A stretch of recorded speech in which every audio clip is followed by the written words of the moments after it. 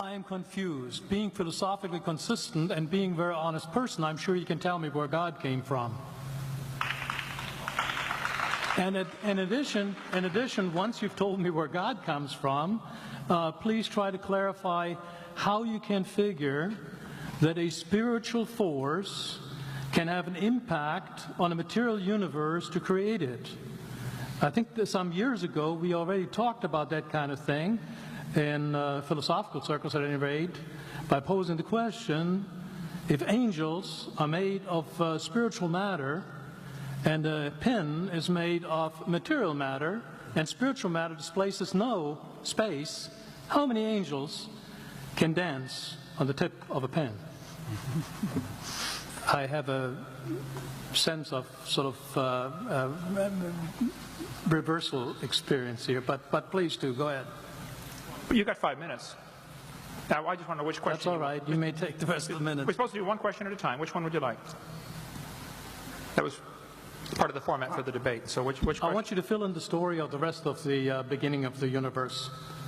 God, spiritual matter, impact on material matter. Okay. So 2 questions. All right. Go ahead.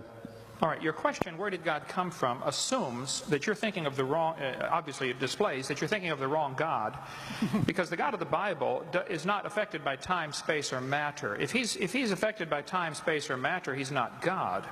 Time, space, and matter is what we call a continuum. All of them have to come into existence at the same instant, because if there were matter but no space, where would you put it? If there were matter and space but no time, when would you put it? You cannot have time, space, or matter independently. They have to come into existence simultaneously. The Bible answers that in 10 words. In the beginning, there's time. God created the heaven, there's space, and the earth, there's matter. So you have time, space, matter, created a trinity of trinities there. Just, time is past, present, future. Space has length, width, height. Matter has solid, liquid, gas. You have a trinity of trinities created instantaneously, and the God who created them has to be outside of them. If he's limited by time, he's not God. The guy who created this computer is not in the computer. He's not running around in there changing the numbers on the screen, okay? The God who created this universe is outside of the universe. He's above it, beyond it, in it, through it. He's unaffected by it.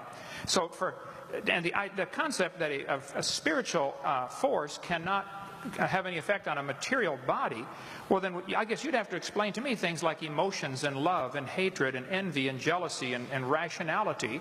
I mean, if your brain is just a random collection of chemicals that formed by chance over billions of years, how on earth can you trust your own reasoning processes and the thoughts that you think? Okay, so your question, where did God come from, is assuming a limited God. And that's your problem. The God that I worship is not limited by time, space, or matter. If I could fit the infinite God in my 3-pound brain, he would not be worth worshiping, that's for certain.